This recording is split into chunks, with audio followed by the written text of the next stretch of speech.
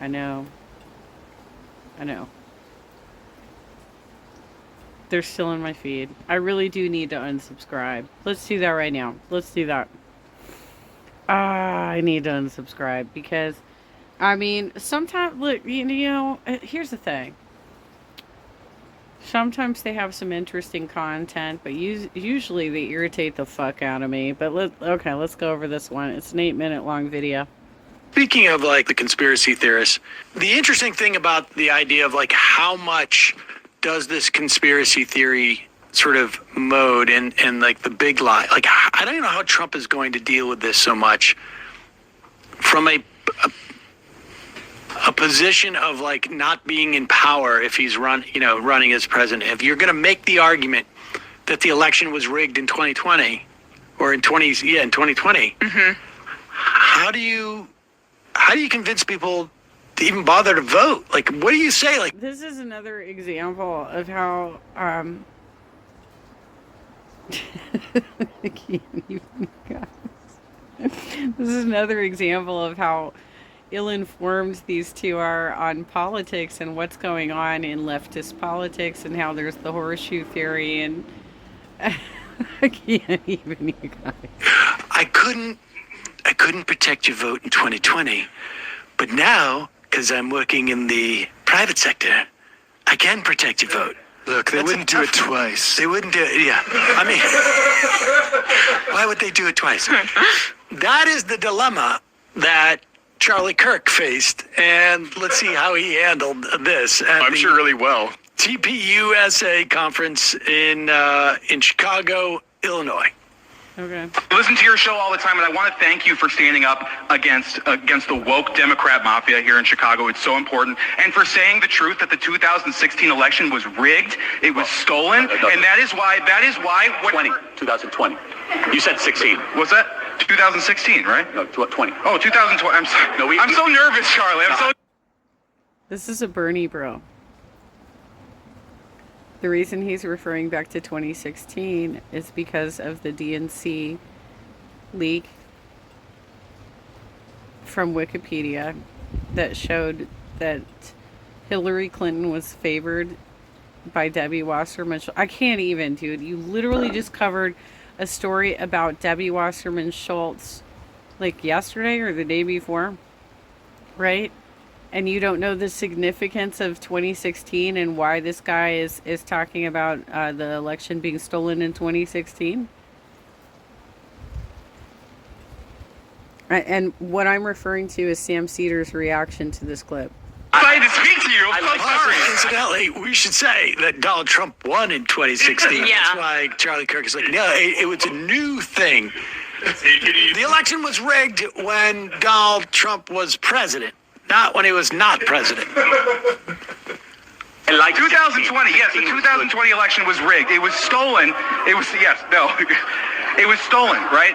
And I want to thank you for standing up for that. And that's why when the 2022 elections came around, I told all of my friends and family, I said, there's only one way to stop this woke Democrat mafia, and that is to boycott these elections, because they're never going to hear us if we don't really stop from participating in their lie. It's a farce. It's a farce. And why should we participate? You said it yourself. Why should we participate?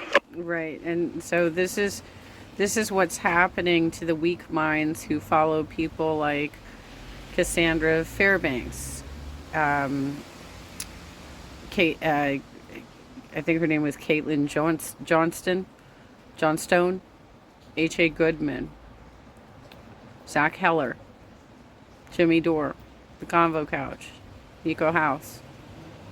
They have been telling everybody to disengage from politics. There's a reason they're doing that. They're telling them to disengage from politics.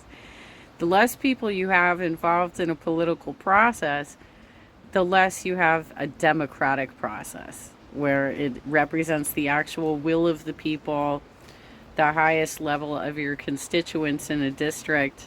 If you tell them that their vote doesn't fucking matter and it's a waste of their time, and why try and take some time out of your day to actually get this done, then they're going to be like, well, I'm just one vote. It doesn't matter.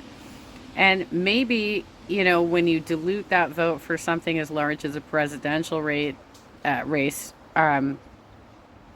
a little harder, except for your energy.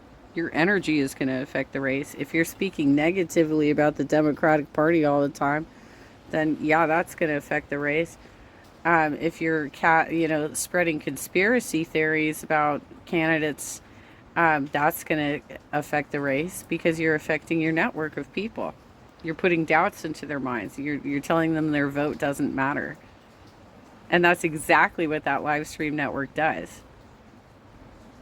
Okay, all right, pause it for 1 second. Now, deep down, I think, is this guy just a plant? a plant? Yeah. But I don't think he is. I don't think he is. But the amazing thing that when I hear this is just sort of I want people to just sit with how insane that sounds as a tool Strategy. as a strategy. I'm not going to participate, and we've shown them. Yeah, because there is a sort of There is a parallel Yes. to this magical thinking that exists on our side. That somehow, if enough, we will teach them a lesson. In fact, that we heard. We'll shame them with We a lack of heard. We votes. heard. They need to people- earn our vote. Yeah, We right? heard, and look, they do need to earn the vote. I know. But if you're savvy enough to go to a TPUSA thing and you're out there advocating for all your friends to not vote because that's going to show up the woke Democrats, Because they'll care. you don't understand how things work. Yeah. You have a fundamental misconception on how things work. Well, maybe you should talk to Cenk Uygur and ask him why he hired Jimmy Dore in the first place. And you should take a look at your own program and wonder, why are you coming after Democrats so hard all the time? Why aren't you trying to actually educate your audience about how to become more engaged and part of the process? Because I can tell you, the Assembly District delegate elections that just happened in January, we had a pathetic voter turnout. There were delegates that were elected to the party with less than 20 votes. What are you doing to actually help us get people engaged in politics, feel like they can make a difference, and participate in some of the lower level activities like Democratic clubs and voting in Assembly District delegate elections, running for those positions, being representatives for their neighborhoods? What are you doing to actually get people involved at the grassroots level, rather than constantly bitching and complaining, looking at your notes, not knowing what you're really talking about? Hey, how many people did we hear from in 2016 who were like, how do we teach the Democrats a lesson? There's only one way, and that is if Clinton loses. Yeah. We don't come out and vote. If you're not going to come out and vote, right, what is that supposed to do? That's supposed to make the candidate that's being foisted on you lose so that you teach them a lesson. Right. Well, their plan worked. Well, that's very interesting. So you are fully aware of what he is referring to, and yet you're acting like you don't know what he's referring to. So I'm assuming that in this moment you're speaking of the primary, not the general election, and that you're speaking about electing Bernie, showing up to the polls to elect Bernie. I can only imagine that that's what you're talking about right now, because your weird circle back to this topic as though you knew what he was talking about, but you acted like you didn't know what he was talking about in the beginning of it. I don't even know what to say about that to you. I'm not saying that they did it, but the outcome they wanted happened. Of course, there were no lessons learned other than we need to tack more towards someone who is more amenable to people in the center. Yeah. In this case, it was Joe Biden. Let's go with the safest option possible. Safest option possible. And of course, all those people who said, this is our plan, said, well, it wasn't because of what we did. To be clear, Jimmy Dore said it would lead to us electing Elizabeth Warren as the primary. Yes, but he wasn't the only one. There was a lot. Why are you so afraid to talk about what happened in 2016 when it was so impactful to obviously a lot of voters and it actually did influence the election? Why are you so afraid to actually talk about what happened there? When are you going to say it? When are you going to say WikiLeaks dropped the DNC emails right before the DNC convention? When are you going to actually say it? Like, why do you keep dancing around the subject? Because I don't know what sort of message you're trying to tell your audience, but it doesn't make any sense whatsoever. A lot of people who said, like, this is going to bring about a revolution, it's going to move things to the left. It's just not the way it works. At least it's not the way it's worked following Reagan's era, following George W. Bush's era, and following Donald Trump's era. Nixon or Ford. Right, and Are you sure about that? You sure about that, Sam? Fairly certain that we've had incredibly close elections for like the last 3 decades. And the only reason Clinton got into office is because Ross Perot was in the race. Right?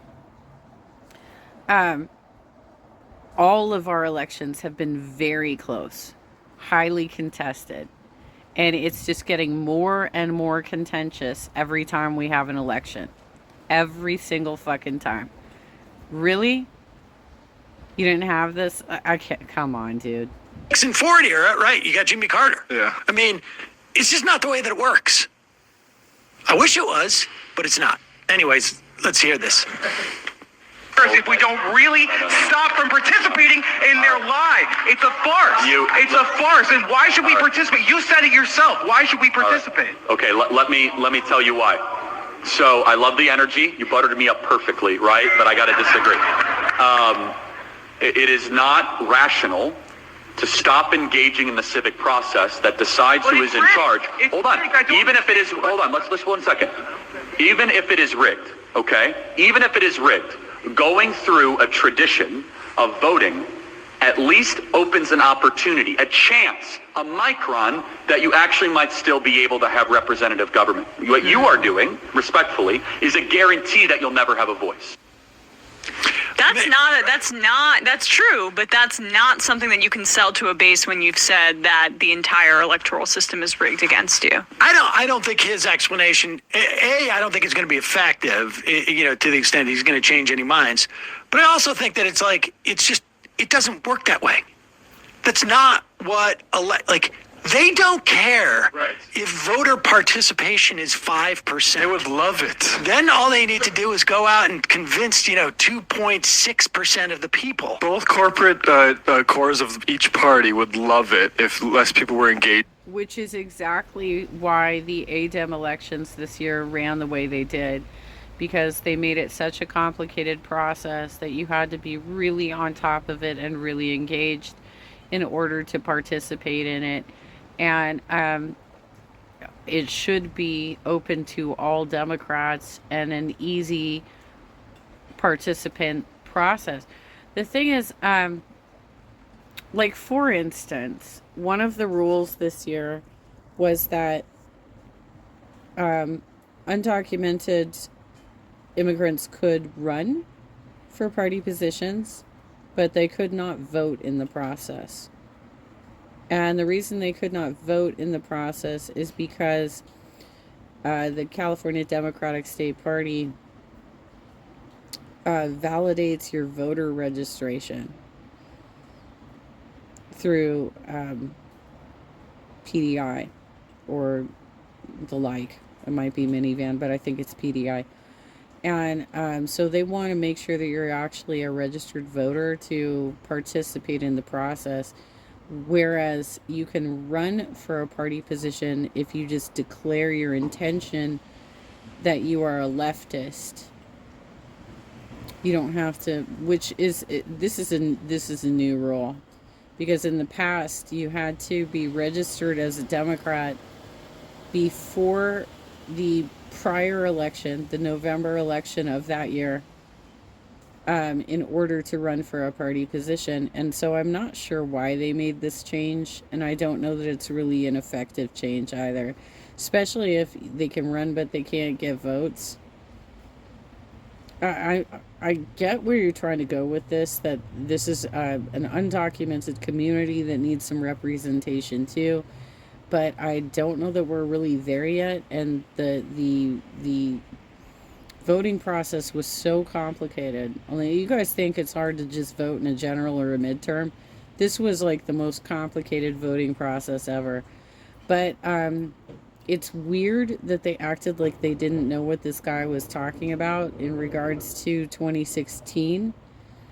And then immediately, within a minute or so, started referencing back to what he was talking about in 2016. Like, they knew what he was talking about, so why did they play stupid? In politics. But for them, it's even more dire because less people are engaged with the Republican Party by numbers alone. They are a minoritarian party. On the national level, there are more people that vote Democratic, more Democratic. Yeah. So this kind of shit along the margins actually really does affect them. And how does this... I really don't know the answer, but I'm wondering how this affects the general election if Trump's the nominee or if he's not the nominee. Like, are these election deniers way more likely to sit... If it's ugly, they're in way the primary, it's a problem for the Republicans. Like, I mean, honestly, right now, I don't know what Biden's going to do, but the Democrats on a presidential race level are fairly well positioned because if Trump is the nominee, he's going to bring out a lot of people to vote against him. If he's not the nominee, where do these election rigging claims fall in terms of voter turnout for a general election for a non-Trump nominee? I would say that there is a 100% chance that if Trump is not the nominee, that he's going to keep his people away from the polls. Unless he runs in as a third party, which either way, though. Yeah. Let's talk about this. I don't know if we have any audio associated, but we should talk about this Willow project. Okay. All right, you guys need to do a better job of explaining why these people feel that the way they do. You have in 2 stories now that I've covered completely breezed past what happened in 2016 and why people feel the way they do. You are not covering all of the live streamers that evolved out of that ecosystem who are misinforming the public about elections. You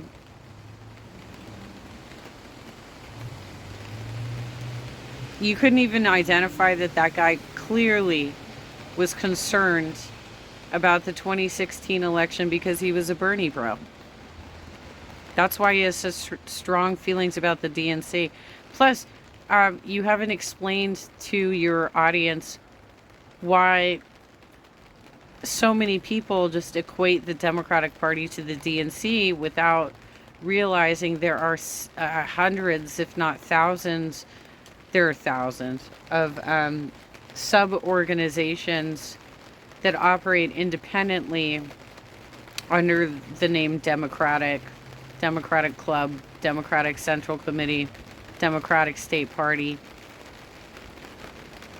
Like, it's not all connected, and they operate independently. There is crossover. There is crossover of representation, but they do operate independently. And you seem to have no concept of what grassroots are, no concept of what is going on in the community to clean up elections. Y'all should interview Ray Lutz.